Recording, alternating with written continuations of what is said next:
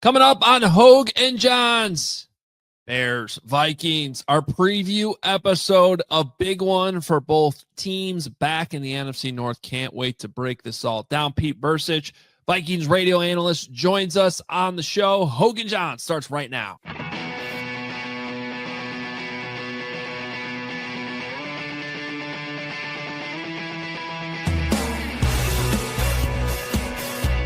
What's up? Welcome in.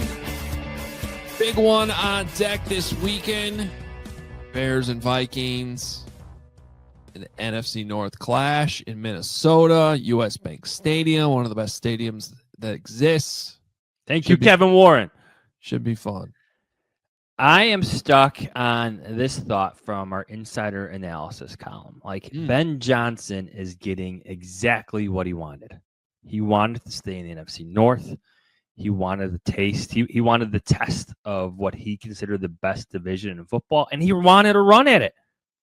They have 4 division games in their final 8 games, starting Sunday against the Vikings. This is what Ben Johnson wants. He's going to have this team pretty fired up with that mentality. Yeah, and you need to, because to win a division and really be competitive in a division, you can't be 0-3 in the division. Like, you hear him mention 0-2, and I think you could hear the anger with that record in his voice and his voice inflection. And you'd be falling to 0-2 to the team that's currently in last place in the division. Yeah, don't want that. Now all of this is in flux and it changes, but it's a big one. It's a big one for both teams. Vikings at 4-5 need to just win a game, regardless of who's on the schedule.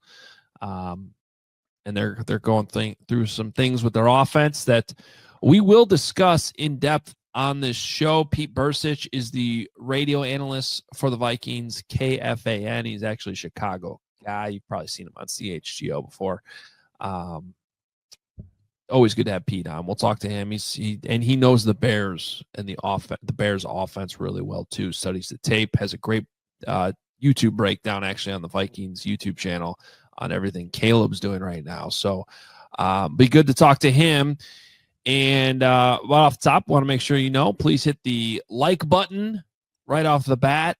Hit the subscribe button. We got a big following here, but we've come to learn we're greedy and we want more. Well, we've come to learn that a lot of people watching this right now aren't actually subscribed to the channel. So it's free and it doesn't cost you anything. It just helps grow the channel. So please do hit that subscribe button. And if you're listening to the podcast right now, as I'm saying this, please make sure you're following the podcast, subscribe to wherever you listen to Hoge Jahns. It's available everywhere.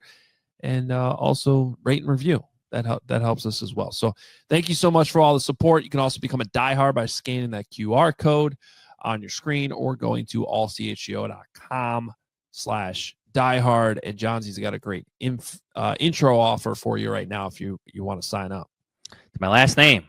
Use code Jahns, JAHNS, $36. It's a great deal. I got a story coming up, I think relatively soon, about we'll call it Ben Johnson's love of offensive line play. Some gritty football stuff if you're into that. I mean, I'm geeking out on the Bears, how their style of play right now and how physical they are and how they're blocking. And that's going to be a big part of this game this weekend. Can the Bears run the football against this, crazy defense Brian Flores runs, all these fronts, all this confusion? Guess what? It doesn't matter if you could just run the ball right through them. Then we don't have to worry about it. That's what Ben Johnson has done in the past. Yeah. With the Detroit Lions. Let's see if he could do it in round 2 with Brian Flores. Are they bringing everybody? Are they dropping 8? Doesn't matter if you just run right through them. So set up play action, take advantage of some of the unsound coverages they use on the back end when they're doing all that. So, and I think that's a big reason why Brian Flores probably didn't blitz as much in week 1, trying to stay more sound and worry about stopping the run, which they did well. Now the Bears have a better running game than they did back in week 1. So we'll see how that all plays out. Let's go ahead and bring in an expert on all this. Pete Bercich covers. He's been the radio analyst for the Vikings forever, alongside Paul Allen, who was on CHGO Bears yesterday. If you missed that interview, it was quite quite a fun time. So make sure you go back and check out Paul Allen, who's a play-by-play guy, on with Carm and Braggs yesterday. I enjoyed it a lot. This one's a little bit less silly and more X's and O's hardcore football-y, as we tend to do here on this show. Pete's the man. He joins us right now as we get into really in-depth on both the Bears and the Vikings in this week's opponent preview. Pete Bercich is the radio analyst for the Minnesota Vikings. We got like the Catholic League Avengers going here. I'm the poor man's Tom Thayer. Didn't quite go to Joliet Catholic. Didn't quite play for the Bears. Didn't quite win a Super Bowl. Kind of do the play, kind of do the analyst thing now. Providence is no slouch, though. They've won their fair share of titles too. Yes, they have, and congratulations to them. I mean, it's a great place. I'm so glad I went there. The broadcast booth rivalry. So Paul Allen was on CHGO yesterday, and he Braggs, of course, asked him who would like win in a fight between all the NFC North play-by-play guys, and he gave the nod to Joniak. It kind of surprised me. He did. Oh, come on. Joniak's scrappy. You got to be careful. Yeah, maybe. He's got that temper. Or he was just being nice. He was just being nice ahead of this weekend. Yeah, he's got the temper. That'd be an interesting fight, because then you start getting medical histories involved. You hit that age where you're like, yeah, I got this surgery, I got this going on, and that, that'd be cool. I would pay money to see that. Pete's all in. I like it. I'd pay money to see I think a lot of people would pay money. Well, let's jump in. This is an NFC North rivalry, a game. It's it's a big one. It's a big one for both teams. Obviously for the Vikings sitting at 4-5, like they really got to have it. The Bears are 0-2 in the division already, and of course lost that week 1 to the game to the Vikings. So I think they feel like they really got to get one in the division. Pete, you've been watching a lot of Bears football, because I saw your film breakdown on YouTube on the Vikings channel. And what are you seeing right now before we start grilling you on the Minnesota Vikings? What do you? I know you watch the Bears closely. What do you see with Ben Johnson and Caleb Williams? Well, it's like we're right behind you guys. Our young quarterback just didn't get a chance to play last year, and he's been hurt, and he's been hurt this year. And I don't know with the hand. I don't know what's going on now. But you take a look at what Ben Johnson has brought to the Bears, and let's just talk offense right now. This is an aggressive, down the field attacking offense, and it's an attitude, right? One of the plays I point out is the Giants go forward around midfield. They don't get it. It's 4th down. They don't get it. The Bears take possession on the Giants' 47-yard line, and you go back to high school, right? And you're playing a good team. You turn the ball over around midfield. What's the next thing they're going to do? They're taking a shot deep, because they want to do what? You turn the ball over. You fail to convert on 4th down. We're going to punish you for it. And it's that kind of attitude. When Paul Allen and I walked away from the game on opening night, that was one of the things that we talked about was, holy cow, this is an aggressive offense, right? It's just aggressive. And then people say, well, we're running the football, 130, 147 yards per game. They're running the ball. If you watch protection, the running of the football is a necessity, because most of your first and second down passing is all based off of play action, bootlegs. It helps protection, right? Caleb Williams has been under pressure, and most of the time that's hitting when it's 3rd down, 4th down. He's an empty. Then you're getting to the quarterback, and you have some protection things there you want to obviously improve upon. But then again, Caleb Williams is the most mobile. Let's call him mobile. He's the hardest quarterback to sack in the NFL, no question, right? I mean, we just saw Herbert, who ran all over us. He was tough to get, but this guy's a whole nother level. I mean, you just played Kayvon Thibodeau and Brian Burns, 2 of the most athletic rushing outside linebackers in the league, and these guys whiffed on him not once, not twice, but like 5 to 6 times. So seeing him go from 68 sacks a year ago to just 14 so far this year, that's 4th best in the league. That's an improvement. Seeing his relationship with Roma Dunze. Yeah, I know the receivers are having a hard time holding on to the football, but just that'll get better. and the accuracy and just the rapport. DJ Moore, you're the deep guy, and the gadget guy or whatever. But just watching this offense develop, the offense is a much more formidable opponent than we've seen out of Chicago in a very, very long time. So for Bears fans, things look good. Just enjoy it. Okay. I know everybody wants to, I'm looking at stuff on Caleb Williams, and you got people that say he's not the guy, he's not it. And then you got other people that love him and all that. It's like, oh my God, this is our future with McCarthy. That's just how it is. It's how it's going to be until the guy wins a Super Bowl, I guess. You're just going to get people who are like, no, he's not the guy. He's not the guy. Well, you just did. No. So don't waste your time with that back and forth. Just enjoy what you have, right? Colston Loveland. Cole Kmet, you got some talent on the field. Just sit back and enjoy it, because the offense is getting better, and the move to make, you brought Ben Johnson in to develop Caleb because you invested in Caleb. It's already paying off. As someone who doesn't watch this team week to week, right? I try to, but they're getting better.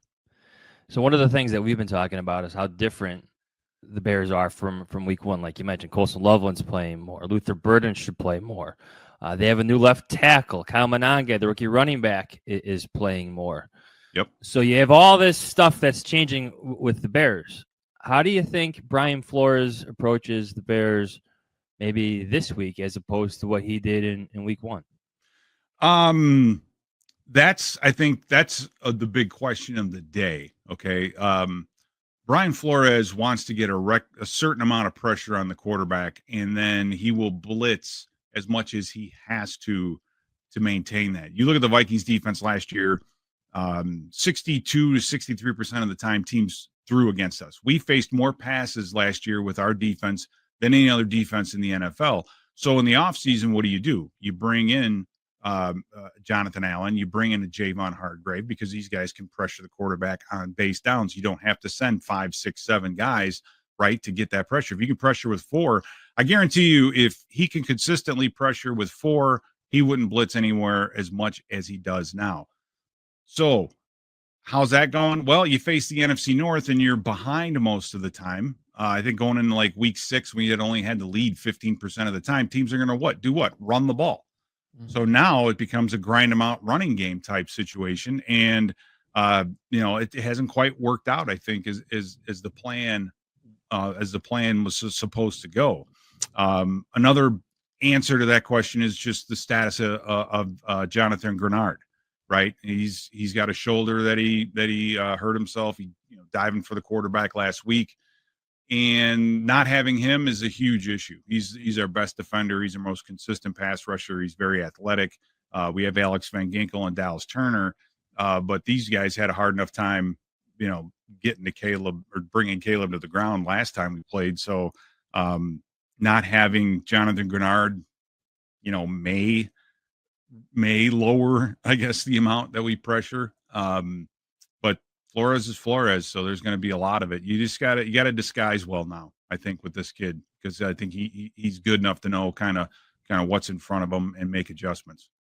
Yeah, I was watching some of the film from the last couple of weeks, and it still seems like there's I don't want to accuse it of like a lack of trust, but what's going on with Dallas Turner that he's probably not going to go in and like play the same amount of snaps or whatever that Jonathan Grenard does when he's out there. And I noticed the different ways in which they use Jalen Redmond, who caused the Bears problems back in week 1. And, sometimes he'll be out there basically on the end instead of more on the interior, which I would imagine limits your pass rush a little bit, but might beef you up in the run game. So I'm just trying to sort all that out. Right. Obviously, Flores uses so much different personnel. It's hard to keep track of it. But just as you kind of sort out how they might have to replace Grenard if he doesn't play Sunday, what are we looking at here? Yeah, it's the thing with Grenard is how good he is against the run. He's very physical. This defense requires outside linebackers who are fast and physical, can rush the passer and play the run. It's the two most important positions on this team. And Grenard plays it so very well. Andrew Van Ginkel also does a fantastic job. He has such good feel for the game, right? When to set the edge, how to set the edge. Can I come underneath and still set the edge, or do I have to stay outside, reading screens, doing things in space? Dallas Turner is as talented physically as any one of those guys. He's just, it's the football side. I mean, you go back to his film in Alabama, and, you know, he was pretty much a defensive end, 3-point stance, keep contained, life is good. You know, he's dropping in pass coverage now. He's doing a number of different things that I don't think he's ever done. And it's just taking a while for him to know the entire system. And, you know, I think he's more apt because he's not as big as Grenard and as physical as Grenard. So I think he's more of a Andrew Van Ginkel 2.0 kind of a situation. And the physicality is another area of that position that you just have to have. But he's showing up, and every snap that he's on the field, and he's played quite a bit because Van Ginkel missed about 5 or 6 games this year with his neck. So he got a lot of snaps against the AFC North, who runs the football. So I think he's improving quite a bit. He had a sack and a really, really bad penalty, I guess, in my opinion, and roughing the passer against Lamar, and then had a pass breakup too. So he's starting to show up right in when he's not rushing. But and it's hard. You got to put him on the field. You got to take off Grenard or Van Ginkel, right? So you're taking off somebody that's very, very good to put him on. So I think that's the only reason I'd say that his snaps have been limited. I wanted to ask you about Harrison Smith. This game Sunday will be his 200th, correct? Yes, 200th game. That's amazing. Kevin Byard, who I feel like's been in the league a long time himself, the Bears safety, said he looks up to Harrison Smith and has for years, and called Harrison Smith a Hall of Famer. Can you encapsulate everything he's kind of meant to the Vikings through different regimes? Because I feel like here in Chicago, we've heard different offensive coordinators praise Harrison Smith in different ways for years. Yeah. But I mean, you've seen him play every game. Yeah, he's older now. So I mean, he's not as spry, let's call it, as he used to be. When it's all said and done, Harrison Smith is one of the most versatile safeties that I've seen. And what's interesting is we just got a chance to see Kyle Hamilton play. And it's like Kyle Hamilton is a lot like Harrison Smith 2.0. And what I mean by that is Harry can play the deep half as a safety. He can also play down in the box and tackle and do those things and play the physical game, because not all the good cover guys can play the physical game. Well, not only can he play in the box, he can also blitz. And I remember 2 or 3 years ago, he had 2 sacks against Carolina in the same drive. And one of them, he basically freight trained an offensive tackle. So whenever Harrison Smith is out there as a quarterback, you have to know where he is. And if he walks down on the line of scrimmage, you can't just look at him and say, okay, he's bluffing, because you have to respect it. And a good defensive coordinator knows how to use that.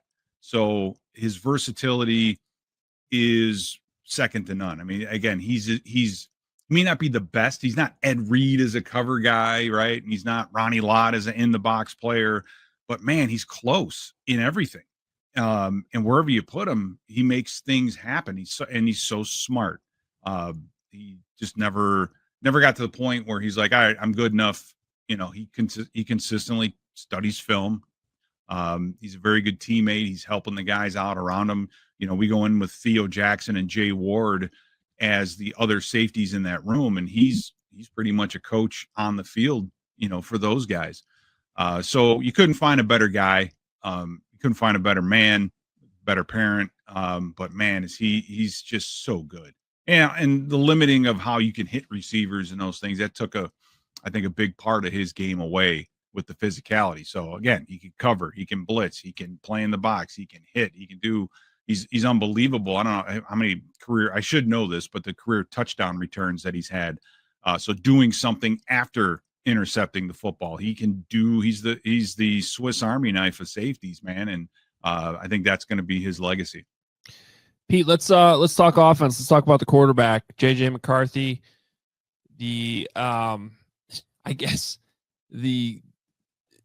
nobody could have foreseen what Sam Darnold and Daniel Jones is. One thing, like, Right. for like, we talked about this in the offseason, and I can't in hindsight say anything different. I thought the Vikings were doing exactly what they needed to do to roll with JJ McCarthy this season. Maybe you could have been like, oh, Sam Darnold will keep this going in Seattle, but Daniel Jones now doing what he's doing in Indy. How is this all being looked at in the Minnesota area right now as JJ continues to, he gets banged up, he doesn't play, and it's kind of a slower development, obviously, while these two other guys are literally MVP candidates right now. Yeah, it's I don't know how it's being looked at, but this is kind of how I think this is how it should be. When you drafted JJ 10th overall 2 years ago, he's your guy. Period. End of story. You lost him, and then Sam Darnold, your backup, ended up having a great season. That's a testament to the coaching staff and the offense and how quarterback heavy it is. But to pay him and keep him, that decision was made before Sam Darnold ever stepped on the field, right? Before Sam Darnold ever stepped on the field, as soon as JJ's healthy, this is his team again because we drafted him number 10 overall. Period. End of statement. Does it hurt? Does it stink to let him go? I mean, yeah, but you can't afford him as a backup. So you have to let him go. And Daniel Jones, I think, knew that, right? He knows that if JJ's healthy, he's the guy. So he went somewhere else where he felt his opportunity was better. I don't think he chose Indy because he liked the offense better or the coaches better or any of that. I think it was a career move, a career decision that he made. And it's turned out for him. So if JJ's healthy, he's the quarterback. And that's how it's going to be because you made that decision as an organization to draft him that highly. He's the guy.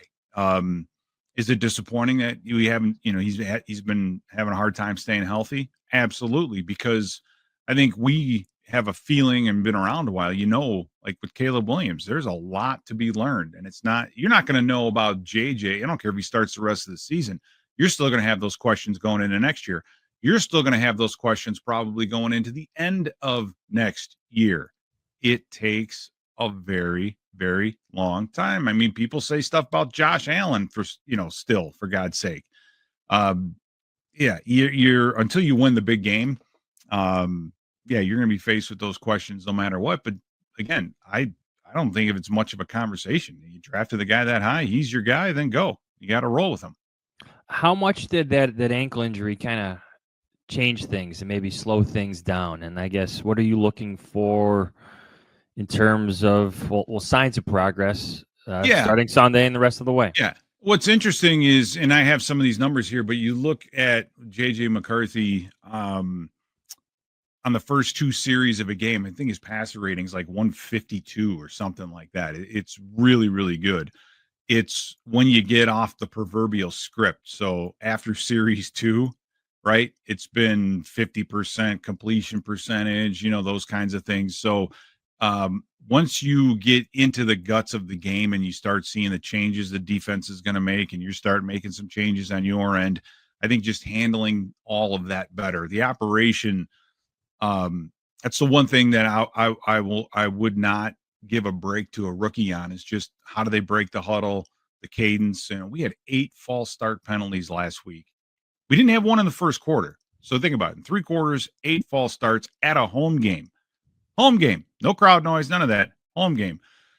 That's part of the operation. I put that, I mean, it's on the offensive lineman, but I put a lot of that on the quarterback and just how, you run the huddle, right? And then at the end of the game, a bit of a 2-minute drill. And, that looked a little rough as well. So handling the operation, what we've seen out of him the last couple of weeks is some pretty good accuracy in Detroit, throwing some back shoulder fades here and there, the wheel route to Jalen Naylor last week against Baltimore. He can make those throws. We just need to see him carry that into the second, third, and fourth quarters. Okay. Just subtle movements in the pocket, resetting himself, doing those kinds of things. Those are the things that I've heard that they're working on.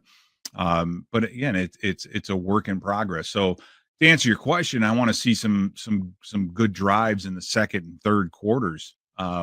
Right, it's like that middle of the game. We just get into this lull, and not able to move the ball or put points up, and that has to end right, quickly. And that's probably the next level. We got to quit throwing the ball away too. I mean, we're -7 for God's sakes. You guys are +14. So the penalties, turnovers, those are things that you can control right away, at least fumbling in that regard. And that needs to get better. So see, we're experiencing exactly what you guys did. We're just a year behind, right? It's like you guys are like, oh, thank God we're past all of that. Yeah. All Or of even that. just like But you're raising it. 6 weeks behind. Honestly, because this was stuff Bears were dealing with, back in week 1, week 2 with all the pre-snap penalties. Cadence issues. Well, yeah, it's a new offense, right? Mm-hmm. Right. It's a new offense, and they're adjusting. So, it's kind of like this will be an interesting check where there's so much at stake, right, for the Bears, I believe, and where they want to go. And then for the Vikings, this is kind of a must win. You got to get back to 500. You can go 3-0 in the division. So then we have the Packers. We play the Lions again at Christmas, and Christmas Day. So there's the Seahawks. You have a lot of NFC opponents and a lot of good opponents coming up. So our schedule is not going to be easy the rest of the way. So Pete, last thing I have for you, just is talking about what's at stake for JJ McCarthy, and it's interesting. Like to me, like the fun side of this matchup is Brian Flores versus Ben Johnson, and good defense versus a good offense. This is the less fun matchup, but I feel like it's the matchup that's going to decide the game. Like what the Minnesota offense is able to do against this Bears defense. So let me ask you this: does the Bears defense scare you from what you've watched? Because they take the ball away, they also give up a ton of yards. Yeah, they do. They do that, and I think that you look at us. We've thrown 11 interceptions this year. You know what I mean? 11. So we give the ball away quite a bit, and you're not going to survive. And I think the other thing that's interesting too is with the Bears defense is just how much that's changed. CJ Gardner-Johnson getting in the box a little bit more, blitzing, doing some things, putting him in positions to do some punch the ball loose. He's an effective player. Deshaun Wright, he had an interception. That should have been one that he had, should have had one last week. So opportunities are there. Andrew Billings, I think, is a very, very good football player to stop the run, right? I just think you guys aren't getting out of Montez Sweat what you need to get out with that 4-man front. And then so the defensive end position is an opportunity, I think, for the Vikings this week to be able to run the football. We're going to need Aaron Jones to be as good as he's been at least the last couple of weeks and be able to run the football. The more that we can run the ball, the better it's going to be for our offense. So 8-man box all the way. Keep the ball away from Kevin Byard. Just don't throw it his way. I think you look at the 11 interceptions, I'd be willing to bet you 8 of those have been to safeties. So, you got a guy that can find the football in the back end. Turnovers are going to be a big factor in this game, and they lead to added possessions. So, you guys are close on defense. I think you just need some bodies. Noah Sewell is filling in nicely. Tremaine Edmonds is also unbelievably good in the running game. So we got to figure out how to run the ball with all those guys up front. I don't know if you turn in picks or if you have a prediction for this one, or maybe just like a matchup that you like in the Vikings favor for this. I'd say 27-24. I don't know who's going to win. How about that? I'll give you the score, but I don't know. I don't know who's gonna be on top. It's so hard now. Yeah. Predicting. Again, we go into Detroit after just getting beat down on Thursday night in LA against the Chargers, and then those guys go out there and just dominate that game physically, and beat the Lions. You just shut down Jahmyr Gibbs, who averaged 160 yards and 2.5 touchdowns per game against us last year. So they can do it. Just a matter of will we? And we need to see McCarthy and Jefferson start to connect again. Yeah. That was a couple of 2 interceptions on pass attempts to Jefferson. That can't happen again. So how that relationship and how that's evolving, right? See, you guys have Williams and Adunze, and it's like, okay, you guys are already, see what I'm saying? You're 5, 6, 7 steps ahead of us. So, it's hard to watch sometimes, but it's a division game. It's going to be fantastic. Yeah, it really feels like a coin flip. Cannot wait. It is. Should be a fun one. There's a lot of. And by the way, we're 1-3 at home this year, so look out. That's another thing that bothers the hell out of me.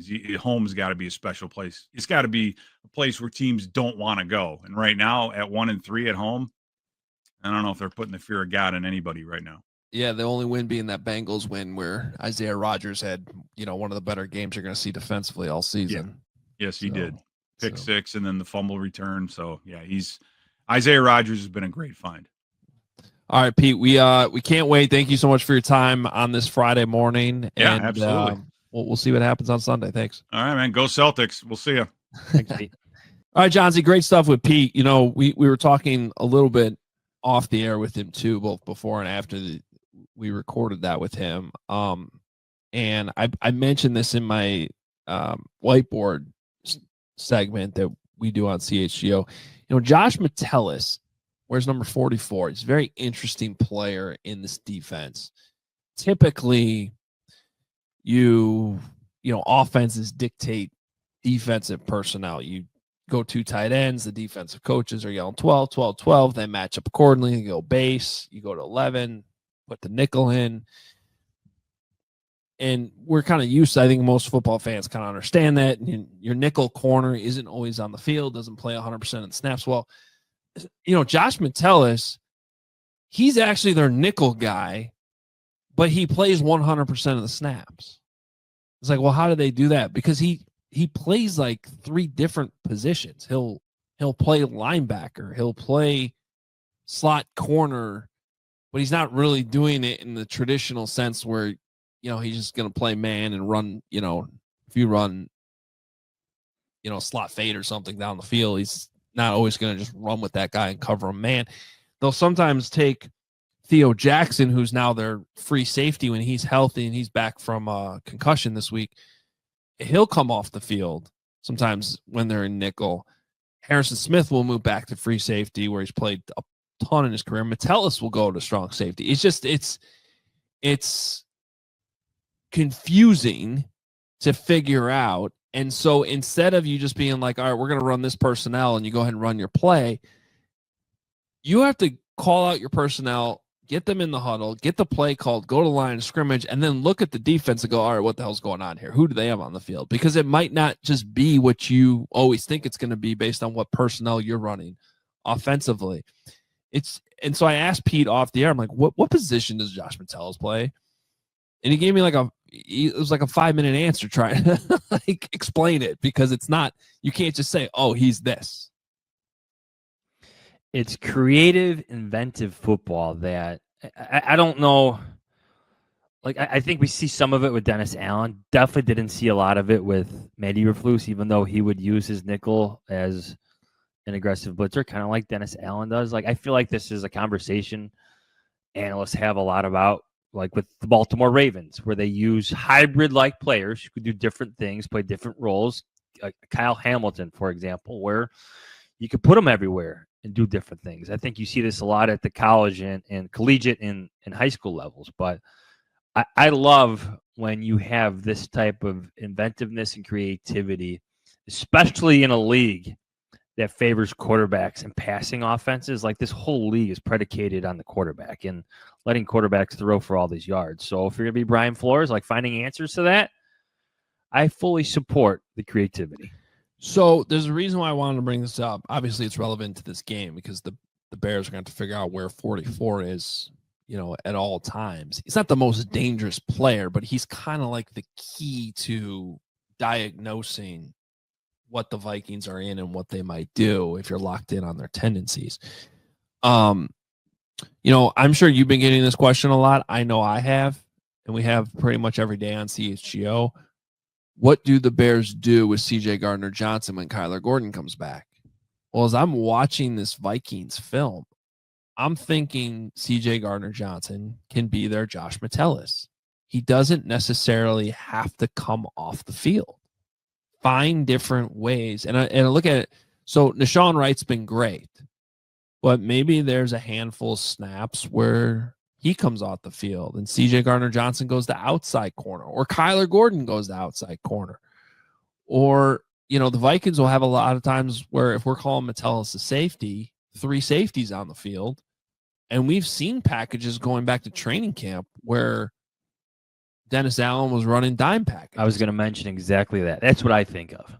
And I'm not sure they necessarily had the best personnel to do that back in August, but they might have stumbled into something here with CJ Gardner-Johnson.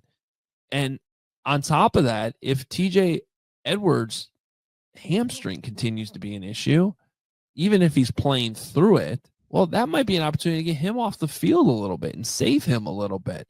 Just run Edmonds out there and play CJ Gardner-Johnson kind of in this Josh Metellus linebacker role, or Kyler do it Gordon. with Kyler Gordon. Yes, yeah. Right. So you'll be a little bit lighter, obviously, on the field when you do that. But the point is, I think the 2 big questions, and they're very related with the Bears the rest of the season defensively. How healthy can they actually get? And as these pieces sort of come back, how creative does Dennis Allen get with these pieces that he has? Because I don't think he does have a little bit of a good problem here with Kyler Gordon whenever he comes back here, hopefully in the next few weeks, how to deploy some of these players that might be playing similar positions. But I think that CJ Gardner-Johnson can be the Josh Metellus of this defense, where you can come up with creative solutions and make it work on the fly. And Dennis Allen welcomes the conversations about these creative solutions. He moved the rookie defensive tackle to defensive end to help against the run. Like, he's looking for solutions. And if you're concerned about TJ Edwards' hamstring re-aggravating, or if you just want better matchups, like TJ Edwards, great run stuffer, great instincts. But you know what? He could be kind of beat in coverage sometimes. Well, maybe the answer to that in some of these passing situations is Kyler Gordon and CJ Gardner-Johnson on the field together. Yeah, well, we're a couple weeks away from this, but watching the Vikings and just talking to Pete is what had me. I had this thought earlier in the week, so I wanted to get it in the show, and we'll see how it all plays out. Obviously not going to be the case this weekend against the Vikings. We got a lot more to break down. We're way late for our first break, so we'll hit that. But coming up, we'll hit on our 3 big questions for this matchup against the Vikings. Over-unders, of course, we'll make our picks. It's all coming up. But first, our friends at Sunnyside Dispensary are here to elevate your football season, just like Ben Johnson is doing for the Chicago Bears.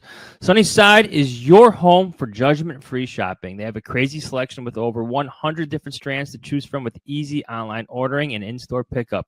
Wherever you are in Illinois, Sunnyside has a location for you. They have spots as far south as Champaign, as far north as South Beloit. Stop in the store nearest you for expert guidance from their staff. You just have to visit sunnyside.shop for bright buys every day, including 50% off your first 3 online purchases.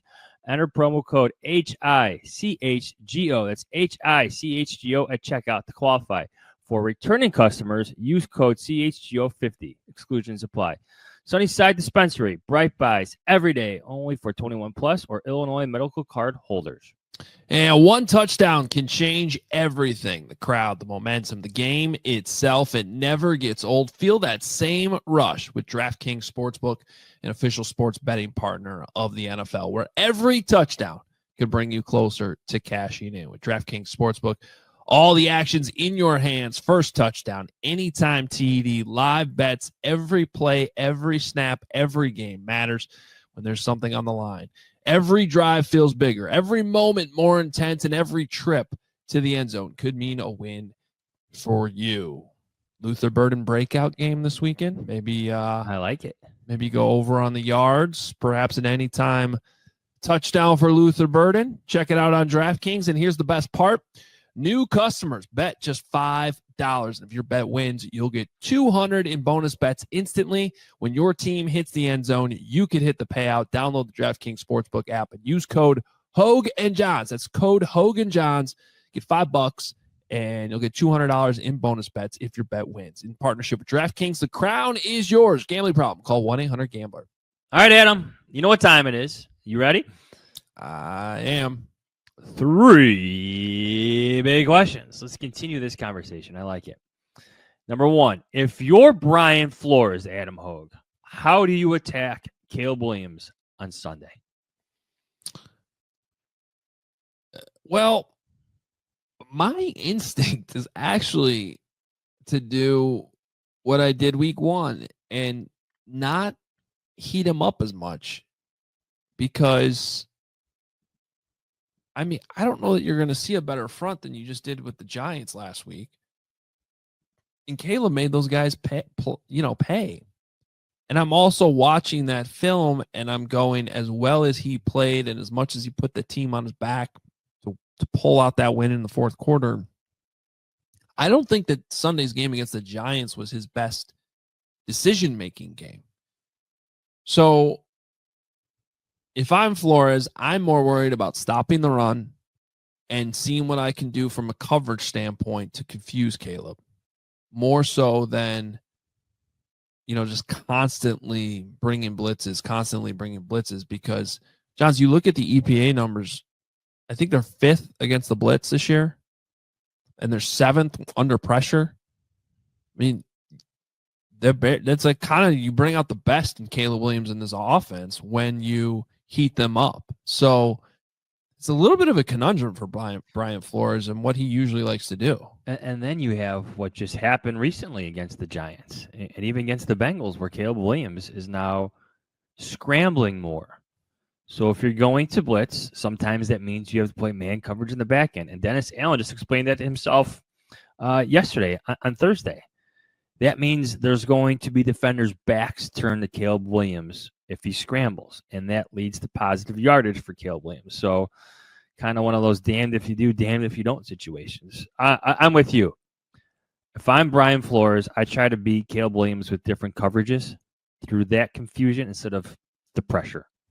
You're going to get some pressure looks from Brian Flores. He's going to go after him at times, but I would try to confuse him more than sending more, if that makes sense. Yeah. Well, it's a similar question on the other side, huh? Here we go. Number 2, if you're Dennis Allen, Adam Hoge, how do you attack J.J. McCarthy on Sunday?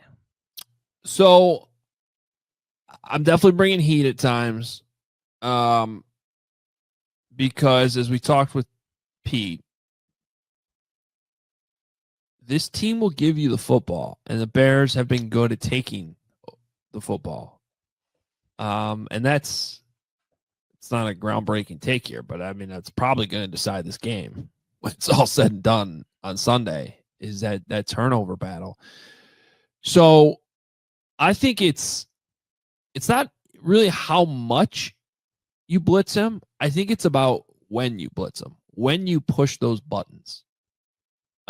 Because JJ's made some questionable decisions. He's missed wide open receivers. He had Justin Jefferson wide open near the sideline last week, just like completely sailed it over his head. So I just think you got to, with a young quarterback, make him play off schedule. Just make him uncomfortable. Like, even on downs where you don't blitz, if he's rattled, if he's off script, as Pete was talking about after the first couple drives, just continue to mix things up, whether it's heating him up, mixing the coverages up, confusing him. Just don't let him settle in at home. Continue to make him uncomfortable is the best thing I would do if I'm Dennis Allen. I feel like you could take like a Bill Belichick like approach. Like, who do you try to take away? You try to take away Aaron Jones, or you try to take away Justin Jefferson? Mm-hmm. Like, what fears? Like, what provides you with the most fear? the run game getting going, or Justin Jefferson explosive plays down the field? Well, it's the latter, but I think we've seen with this defense, like they can give up some big plays at times. But as long as you keep them out of the end zone, I think you can hold them to field goals or hold them to, eventually turning the ball over with the mistake. They're committing penalties too. So I think you can overall blitz less. It's more about when you time up those blitzes, when you press that button, because there's going to be completions. There's going to be some big plays. I'll tell you what, I mean, it's not just Justin Jefferson. Obviously, Jordan Addison can beat you at any given time too. He hasn't really been awesome the last couple of weeks. But, number one, Jalen Naylor, the guy only has like 2 or 3 catches every week. They seem to be big catches, just like backbreakers at times. And he's made some really, he's not the best separator, but he can make some crazy big plays for you and some tough catches. So it's really, to me, all 3 of those guys. I don't know if the Bears have the personnel to sell out to stop the run. Like their better personnel is maybe still in the secondary. Truthfully, I would try everything. Like, how do you stop JJ McCarthy? Like, do everything you can to where he's in a place where he has to beat you, because I feel like the Bears are catching him at the right time in his development, where he's struggling to get back from his injury and things aren't slowing down or operating at the pace the Vikings need him to be right now. So I'd put it that way. Dom Rob coming back this week might actually, I didn't think I'd be sitting here on November 14th saying that, but that might actually be, you would hope, pretty significant in stopping the run. He was a full participant. They've been searching for answers there, and I do, Austin Booker gives you more juice rushing the passer, but Dom Rob has done a pretty good job on rundowns. And I think that they've sort of secretly missed him. Oh, I think it's more than secret. I just want to see what he provides in his first game back from his high ankle sprain. Yeah, well, it's good to see him full go in practice. Yeah. So it's not like he's he might not be 100%, but full go on Thursday means that this isn't coming down to the wire on Sunday. Right. Feel pretty good about it. All right. All right, number 3. Adam, what would your football alter ego name be? I have no idea. Teams. Should we just go with Hightower? Just go with Coach? Coach, you wish. No, I'm not giving that to you. No way. I don't know. Well, I don't have an alter ego. Maybe I do. I don't know. Like Hoger's my hockey nickname. It's not Hoagie. It's Hoger.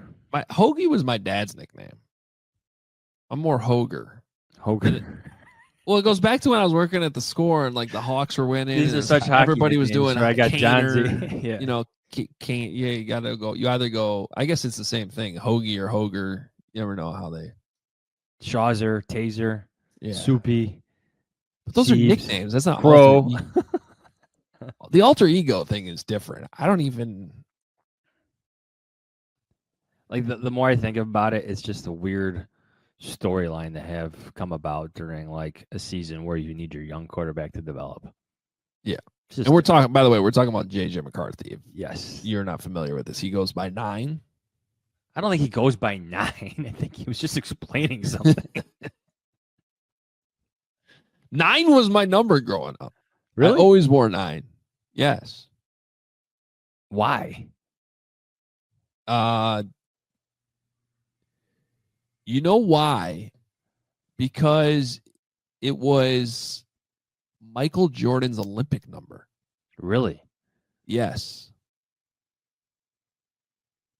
I have that right? Yes, it was 9. Yeah. Yeah, it was. Yeah, that's what it was. So it was. I think in the back of my head, I just was like, well, everybody's wearing 23. Everyone's wearing 45. Like, yes. I'm going to go with 9. And it just always stuck. I went through a range of different numbers. 15 was like my grade school number. And then in high school, like my final football number was 4. And since then, like I love single digit Brett Favre jersey numbers. I never thought about Brett Favre, but I guess so.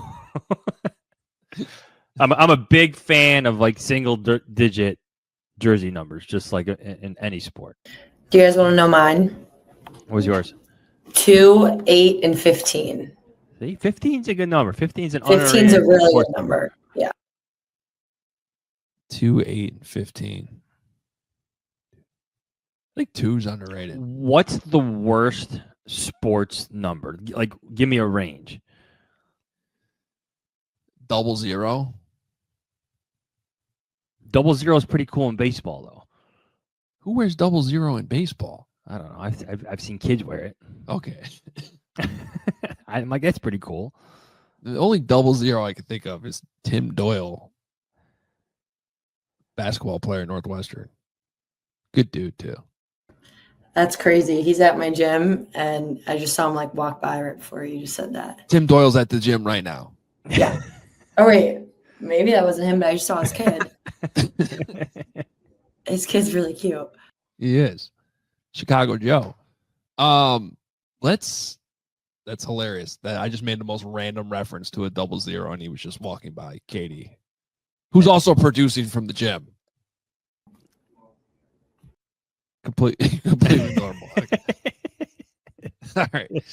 She's got a little studio there. There's an office space. That's her alter ego.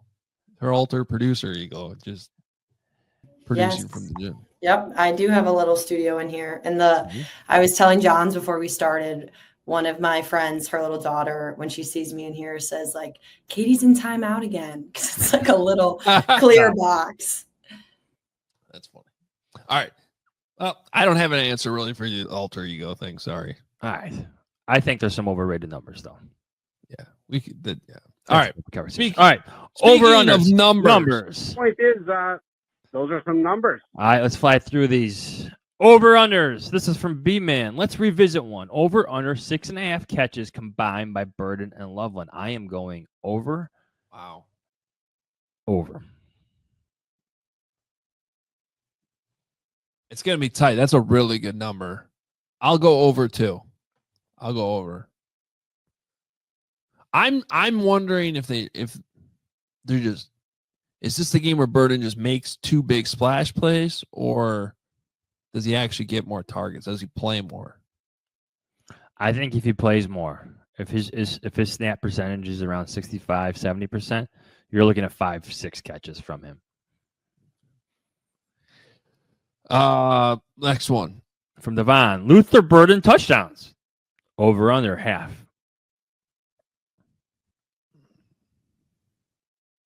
Sure, let's roll with it. I'll say yes. Okay. I'm going to say under. I think more catches than that. From Josiah, over under snaps for Olamide Zaccheaus. 10.5. I still think it's over. Yeah, over. Yeah, I don't think he's like getting benched completely. No. Ben Johnson strikes me as a coach who still wants to instill confidence in his guys. And the easiest way to do that is still by playing them. If you told me over under snaps 50%, like go with the percentage, I think I might take the under though. Yeah. Fair. From Todd, Austin Booker sacks 1.5. I am going under. Yeah, I'll take the under. Man's Made Media. Over under drop balls from the Bears. 3.5. I'm going under. I'm going to say under too, because, as bad as it was last week, when you actually tally it up, I had 5 obvious drops. There's a couple other ones that, are a little bit more debatable. So it's a little subjective, but I think they correct it. And to have 4 drop balls in a game, still a lot. I feel like 1 drop is viewed as like 2 drops. And if you're in people's minds, sometimes they just loom so large that you multiply it in your mind that there's a lot of drops. Like if the Giants game is a great example, you said what, 4, 5 drops? Yeah, it probably felt like 8 or 9 for a lot of fans. Oh yeah, yeah, 100%. I will say this, because you are the I don't know who's the president and the vice president of the Kyle Monangai fan club between you and Braggs, but catch the ball, dude. Guy's doing a great job, but he like drops a pass every game. You got to be more reliable out of the backfield. Yeah. Like if you're out there and you're the check down and you got a wide open check down where you can run with it, maybe pick up 15 yards if you make a guy miss. You got to catch the ball. Catch the ball. All right, from Ryan, over under Justin Jefferson stat line. Yards 120, touchdowns 1.5. You know, as this week goes along, the more and more I fear this is going to be a big game for Justin Jefferson. I'm going to say over on the yards, but under on the touchdowns. Yeah. Quickly, it's been a weird. I think Justin Jefferson's been, as professional as he can be, but I gotta imagine he's feeling a little bit of frustration with the rookie quarterback right now. When you watch the tape and you see some of the missed opportunities. So he's got 51 catches, 686 yards so far this season. He has gone over 120.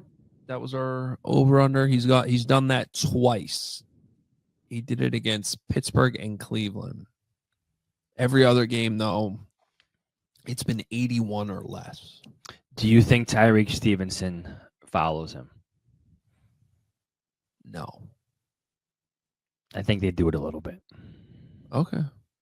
I don't think he's been playing well enough the last couple of weeks. Moving on. Yeah. From Ben's Johnson. Funny guy.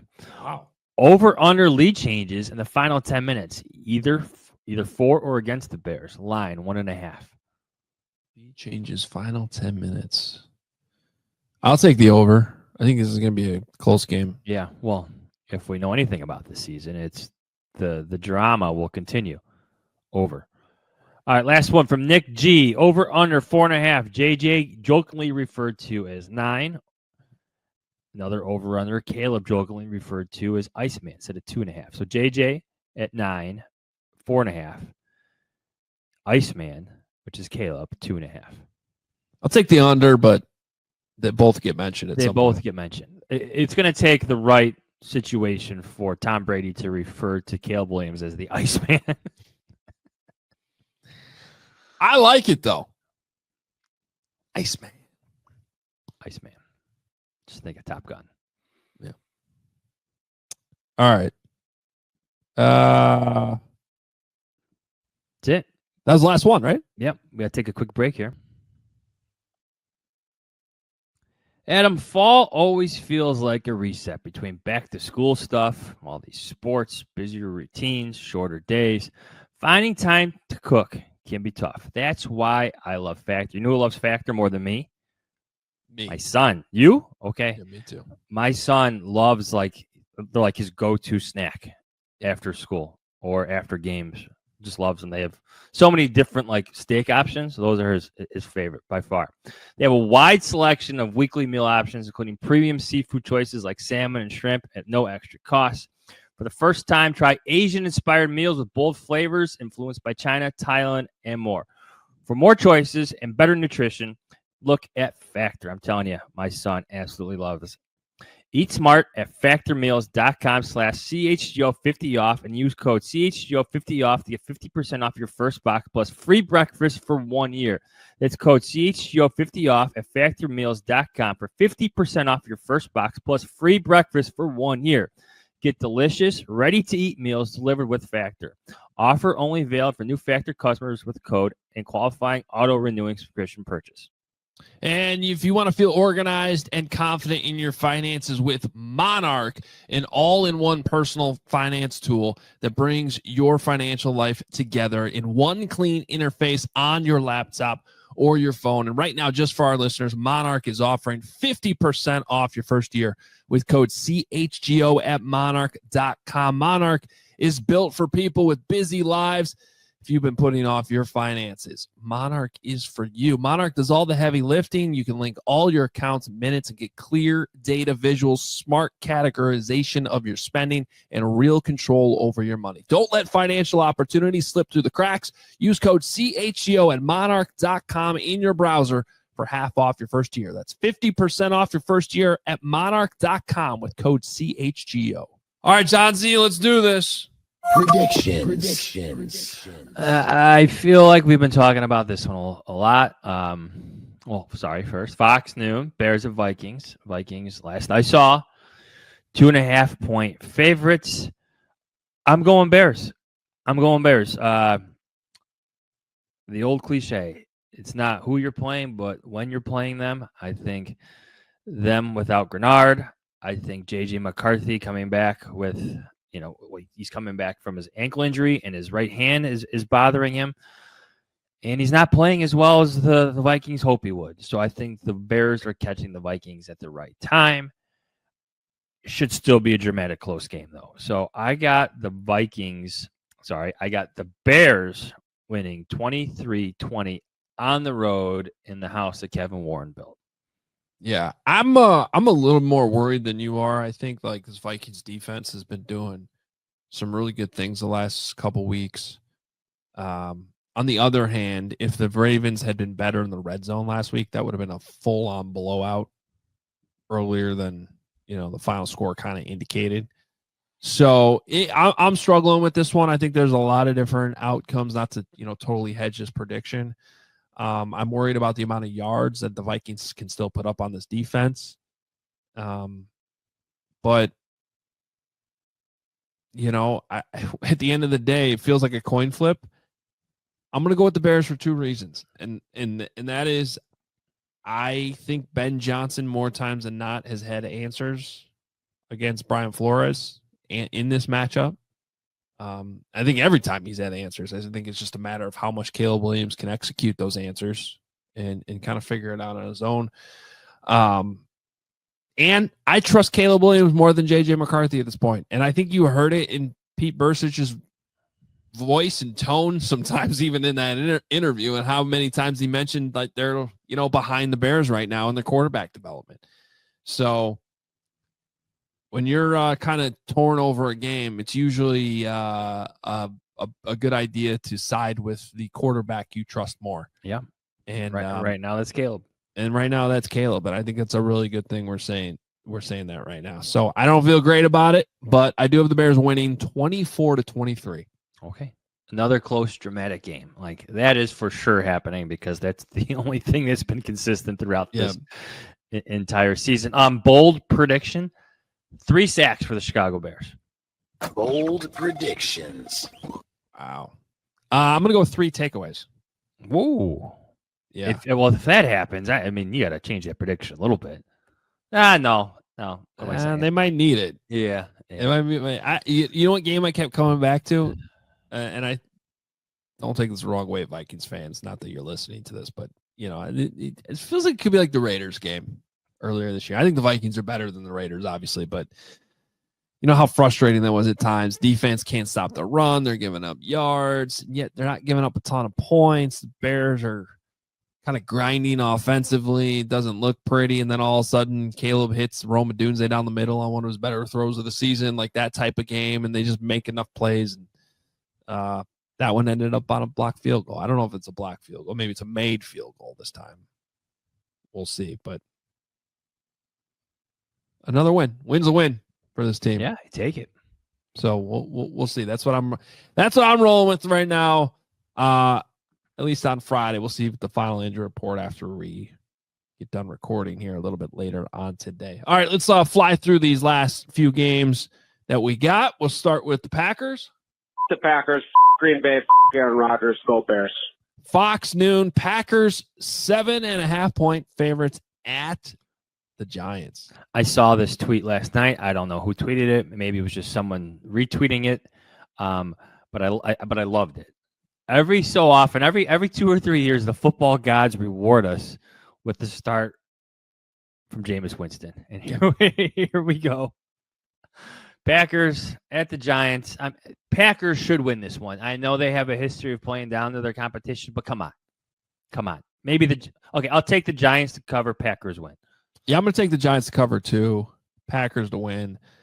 I'm a big believer in the new coach boost. A lot of times we see a lot in the NFL. I didn't feel like that locker room had quit on Brian Daboll. I didn't feel like that was the situation. So I don't know that there's some like big, yes, he's finally out. We're gonna, go all. I think more of so schematically, as I said, I'd be quick with this, but I think that front's going to continue to cause Packers problems offensively. Yeah. I don't think that's necessarily going to change, and I do think Jameis Winston will give them a little bit of boost. It would not shock me, Johns, if the Giants win, but I'm going to go ahead and lock them up to cover. You better lock it up. You better lock it up. No, you lock it up. Lock it up. Lock it up. Lock it up. Okay. Hello? Hey, Coach, how you doing? Wow, that was a lot of voices. That's an old one. Who is that? This is Matt LaFleur, That is Matt LaFleur. so it's not that old, but he's been there for a while. Yeah. It's probably his first year as head coach. We don't do conference calls like that anymore. I know I miss it just for the entertainment. We never got much out of it, but No, every now and then you would need something like things change in the NFL. I think they should bring it back. I'm all for it. All right, Fox noon, Bucks at Bills. The Bills are 5.5 point favorites. Okay. Surprises lines that high. Yeah. Are the Bills okay? Mr. Power Rankings, Mr. Heat Yeah. Check. Mhm. Are you kind of torn on what the Bills are? A little bit. So heat check is Johnsy's referencing. I kind of not only did I do my power rankings this week, I kind of tiered the teams, and I had 6 Super Bowl contenders, and I still have the Bills in there because they still have Josh Allen. I wish they had more pass catching options. Like they just don't seem like they have enough firepower offensively around him, but they do have him. And if he stops turning the ball over, which has been the problem, I think they're going to be just fine. This is an interesting matchup though, because the Bucs play a lot of close games. Baker Mayfield's always going to grind. It seems like Bucky Irving and Chris Godwin could play this week. 5.5 seems like a lot. This is a stay away for me. I'm going to say the Bills win, Bucs cover. I'll lock up the Bucks if you want to hit that button. You better lock it up. You better lock it up. No, you lock it up. Lock it up. Lock it up. Lock it Bills still win. They just strike me as like this team that's going to like they're good. They're going to stumble into the postseason, and then no one's going to want to play them because here's the real Buffalo Bills. They've just been waiting for the playoffs to play like everyone expected them to. Yeah. This is it's a weird spread. Too many unknowns for me. I gotta stay away from it. All right, next up, this is a great game. All right, so 2 words, Aaron Rodgers. Hall of Fame. 2 words. Why did you hit the Aaron Rodgers drop? I don't know. I just hit. What, you want a different one? I didn't. Yeah, please. I did. I don't know. All right, let's continue this love fest. There we There you go. I don't have Seahawks and Rams drops. Fox 305 Seahawks at Rams. Rams 3.5 point favorites. You're buying what the Seahawks are selling, Mr. Heat Jack. I am. I think because they have a Super Bowl caliber defense, in my opinion, and they have a quarterback who's in the MVP conversation. So that's a pretty good combo to have when you're trying to win Super Bowls. Can I just call we have 800 different TV windows and we got games being played.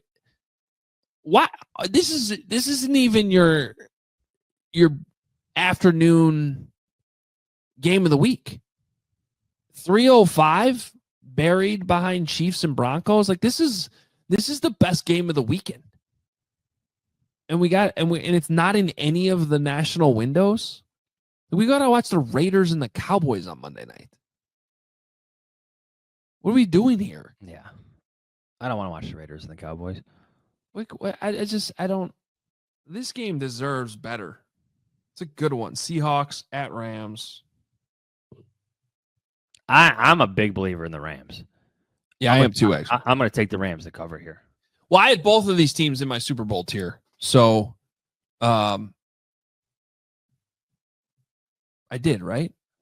I believe the Rams need to be discussed. I'm glad you did that. Like, to me, I think they might be the favorite emerging out of the NFC right now. Maybe NFL. I have them number 1 this week the EPA numbers kind of show that offensively and defensively combined, they are the best team in the league right now.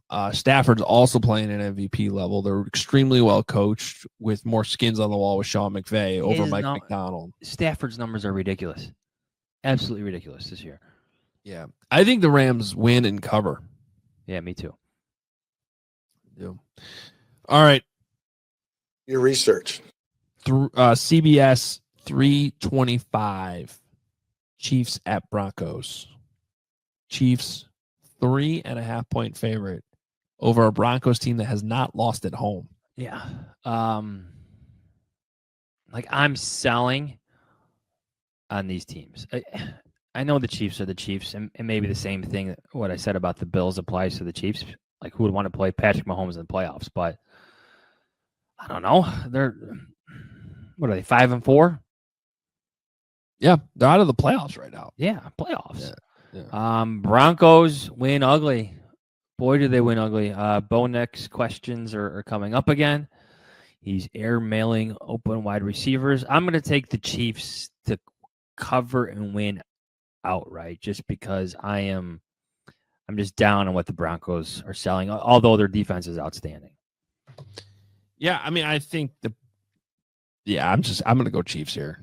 I don't trust Bo Nix right now. I think he's actually what's holding that team back from being great. Now I have the Broncos in the more to prove tier, and the Chiefs I still have in the Super Bowl contender tier, third overall, despite the fact that if the playoffs started today, they wouldn't be in the playoffs.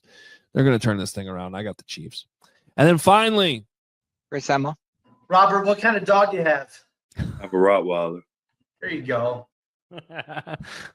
You have to play more of. First of all, we need to get Chris Emma on the show. It's been a long time. Mm-hmm. Two, you got to hit those buttons a bit more.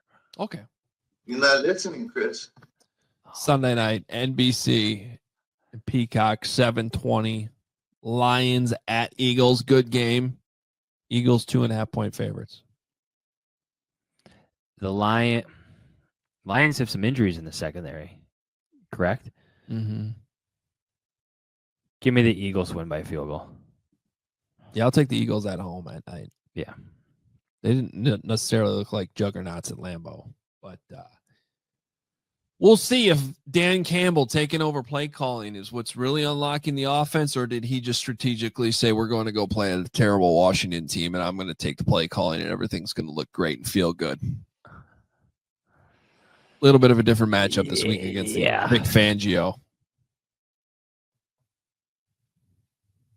I'd like to see him get his hands on more balls. Eagles by 3. There you go. That's a good one. Yeah, I'll agree. Did we just agree on every game? No, maybe we might have. Oh, you had the Bucks. I took the Bills. I also think I got the Bears covering, and you do not. No, we both do. Do. Never mind. They're fair. Never mind. Yes, never mind. All right. Long, fun episode, though, and a big one. This game deserves it. Bears and Vikings. I think it's going